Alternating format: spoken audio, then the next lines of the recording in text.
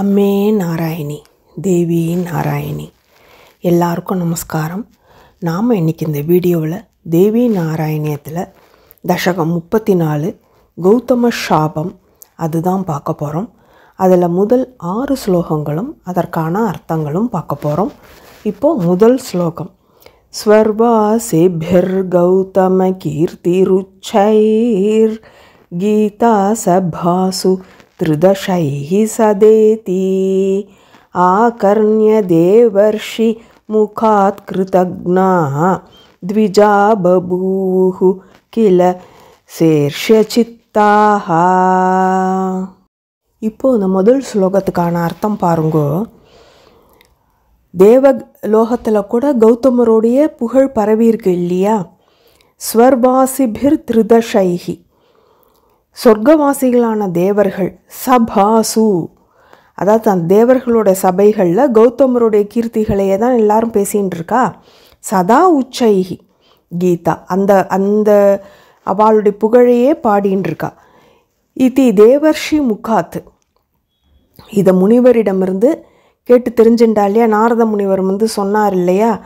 ஆகர்ணிய கிருதக்னா அப்படின்னா என்ன அர்த்தம்? நன்றி மறந்தவர்களாக.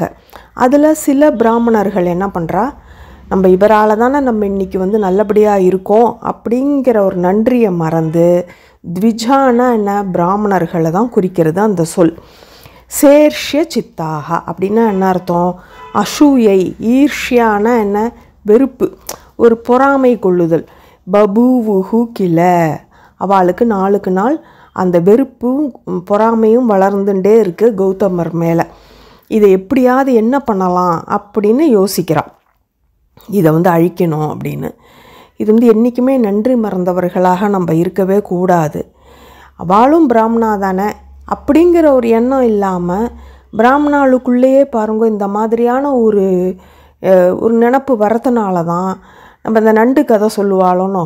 ஒரு எல்லா நண்டையும் போட்டு ஒரு பாத்திரத்தில் மூடி வச்சா கூட அந்த நண்டு வெளியில் போகாதான், மூடியே போடாமல் இருந்தால் கூட. ஏன்னா ஒரு நண்டு மேலே ஏறும்போது இன்னொரு நண்டு கீழே இழுத்து விட்டுடுமா. அந்த மாதிரி ஒரு சமூகத்துக்குள்ளேயே இந்த மாதிரியான ஒரு பொறாமைகள்லாம் இருக்கிறதுனால தான் அந்த சமூகம் வளராமல் போகிறது. இதை நாம் தெரிஞ்சுக்கணுன்னா, அதுலேயும் காரணம் இல்லாமல் பொறாமப்படுறதுங்கிறது பொறாமங்கிறதே ஒரு துர்குணம் தான்.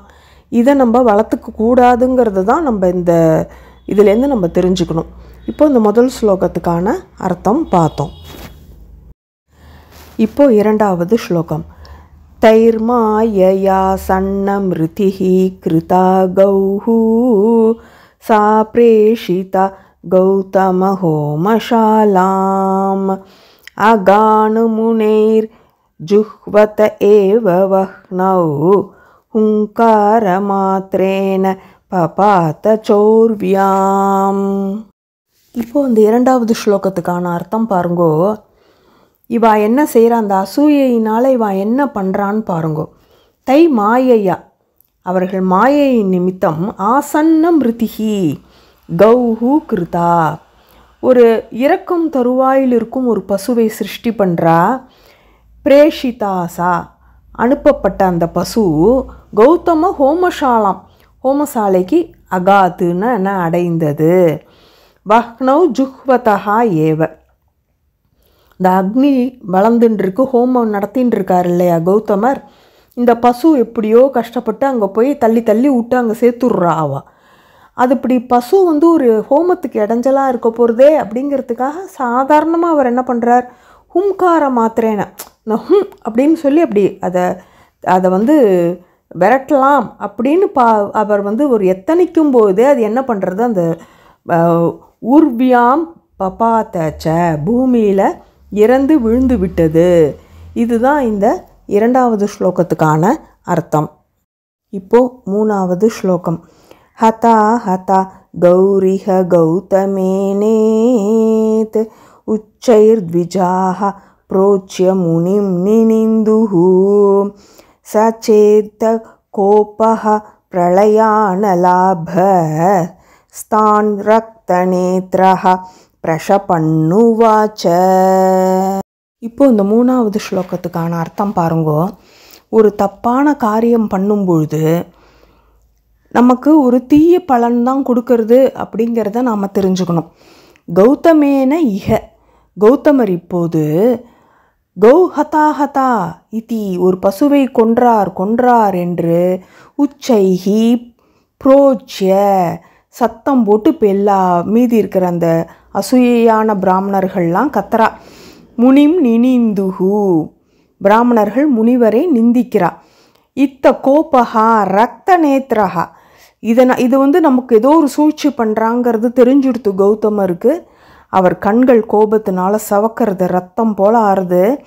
பிரளயான லாபஹா சாச்சா, பிரளயாக்னி போல அப்படி கோபம் வந்துருத்து அவருக்கு.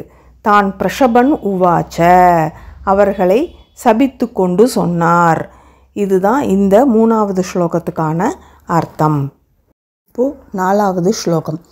விரதேஷு யஜ்ஞேஷு நிவிருத்தி சாஸ்திரே ஸ்வபி த்விஜாவோ விமுகத்வமஸ்து நிஷித்த கர்மாச்சரணே ரதாஸ்த ஸ்திரிய பிரஜாஹ ஓபி ததா பவந்து.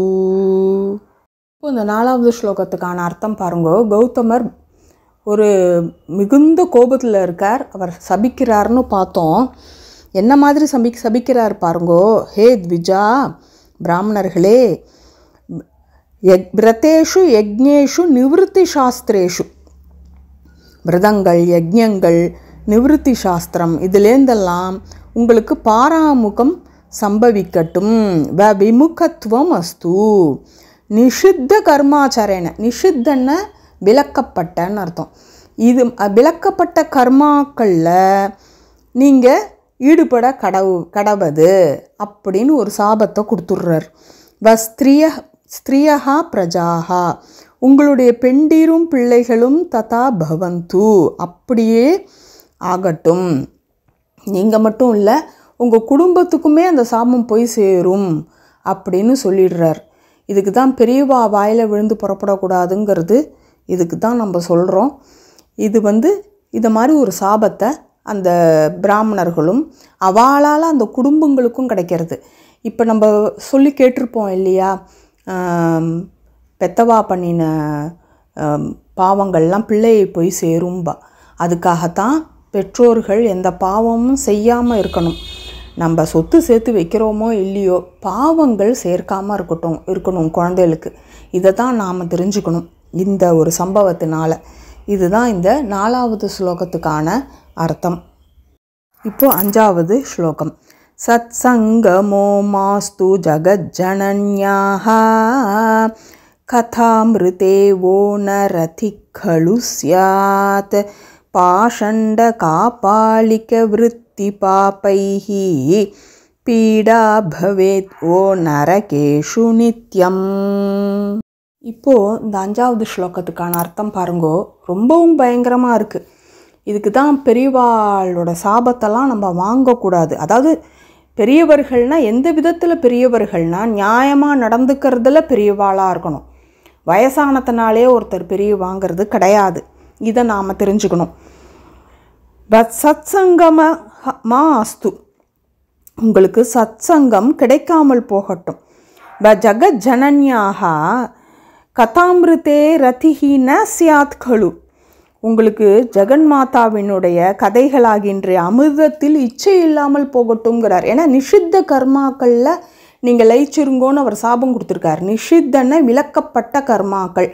இப்போ இந்த விலக்கப்பட்ட கர்மாக்களில் சத்சங்கமாக மனுஷா இருக்க மாட்டா, பகவானுடைய கீர்த்தனையை நம்ம கேட்க முடியாது. இப்போ இதெல்லாம் தான் நிஷித்த கர்மாக்கள். இப்போ அதில் அவளுக்கு இச்சை இருக்கணும்படியே அவர் பண்ணிட்டார்னா அவள் என்னவா ஆயிடுறா, அவள் நாஸ்திகாலாக ஆயிடுறா. அதுக்கு தான் பாஷண்டர்கள்னு பேர். காப்பாளிக்க விருத்தி பாப்பைகி, தெய்வ நிந்தனை செய்யும் பாஷண்டர்களாகவும் காப்பாளிகர்களாகவும். காப்பாளிகர்கள் என்னமோ காளியை பூஜை பண்ணுறேன், ருத்ரர்களை பூஜை பண்ணுறேன்பா, ஆனால் அவளை ஹிம்சை பண்ணுவா, நரபலி தரேன்பா. ஸோ அதுவுமே நம்மளுடைய சாஸ்திரங்களில் அவளெல்லாம் விளக்கி தான் வச்சுருக்கா. நரகேஷு, நரகங்களில் நீங்கள் நித்தியம் பீடா பவேத்து, இதெல்லாமே நீங்கள் இந்த நரகங்களெல்லாம் நீங்கள் அனுபவிக்க கடவது அப்படின்னு சொல்லிட்டார் அவர். இதுதான் இந்த 5வது ஸ்லோகத்துக்கான அர்த்தம். இப்போது 6வது ஸ்லோகம். உக்த்வைவ மார்யோ முனிரேத்யகாய த்ரயாக்யாம் கிருபார்த்ராம் பவதீம் நநாம த்வமாத்த துக்தம் புஜகாய தத்தம் தாத்துஹு சதானர்த்ததமேவ வித்தி. இப்போ இந்த 6வது ஸ்லோகத்துக்கான அர்த்தம் பாருங்கோ. பெரியவாள்லாம் சபிக்கிறா, அதாவது அவளை கோபத்தில் ஏற்படுத்துறதுனால தான் சபிக்கிறா. இப்போ அம்மாவே எடுத்துக்கோங்க, குழந்தைகள் ரொம்ப விஷமம் பண்ணும்பொழுது அடிச்சுடுறா. ஆனால் அதுக்கப்புறம் பச்சாதாபப்படுவா, நம்ம குழந்தைய அடிச்சிட்டோமே அப்படின்னு நம்ம அம்மா வருத்தப்படுவா. அது மாதிரி கௌதமர் வருத்தப்படுறார். நம்ம சபிச்சிட்டோமே, நம்மளுடைய தவ வலிமையே போன மாதிரியான ஒரு ஃபீல், அப்படி ஒரு வீக்காக ஆகிடுறார், ஃபீல் பண்ணுறார். நம்ம இந்த மாதிரி ஒரு கோபத்தில் பண்ணிட்டோமே அப்படின்னு நினைக்கிறார் அவர். காயத்ரி தேவியை நமஸ்காரம் பண்ணுறா. அப்போ காயத்ரி தேவி என்ன சொல்கிறா அப்படிங்கிறத பாருங்க. ஏவம் உக்தியா ஆரியகி முனிகி, இவ்வளத்தையும் சொன்ன முனிவர் கிருபார்த்ராம் காயத்ரிக்யாம் காயத்ரி யாக்கியாம், கருணையுள்ளவளும் காயத்ரி என்ற பெயருள்ளவளுமான பவதீம் ஏத்திய நாம, அந்த பகவதியை சமீபித்து நமஸ்காரம் பண்ணுறார். துவம் ஆத்த, அப்போ அம்பாள் என்ன சொல்கிறா, புஜகாய தத்தம் துக்தம், பாம்பிற்கு கொடுத்த பால், தாத்துஹு சதா, கொடுத்தவனுக்கு எப்போதும் அனர்த்தம் தான் விளைவிக்கும், பாம்புக்கு பால் வார்க்கக்கூடாதுன்னு நம்ம பெரியவா சொல்லுவா இல்லையா, அதைத்தான் அம்பாள் சொல்கிறா. இப்போ கெட்டவாளுக்கு போய் நம்ம நல்லது செஞ்சோன்னா அது திருப்பி நம்மளையே பாதிக்கும். அவளாம் நன்றியோடு இருப்பான்லாம் எதிர்பார்க்கக்கூடாது. நன்றியோடு இல்லைன்னா கூட பரவாயில்ல, கெடுதல் பண்ணாமல் இருக்கணும் இல்லையா, அதை தானே நம்ம தெரிஞ்சுக்கணும். ஆனால் இவாளாம் இவருக்கு கெடுதலையும் பண்ணிட்டா பாருங்கோ, அதைத்தான் அம்பாள் சொல்கிறான். பாம்பிற்கு பால் வார்த்தால் அது கொடுத்தவனையே கொத்திவிடும் என்று அப்படின்னு இந்த 6வது ஸ்லோகத்துக்கான ஆச்சரியமான ஒரு இதை நம்ம பார்த்தோம். மீதி ஸ்லோகங்களையும் அர்த்தங்களையும் அடுத்த வீடியோவில் பார்ப்போம்.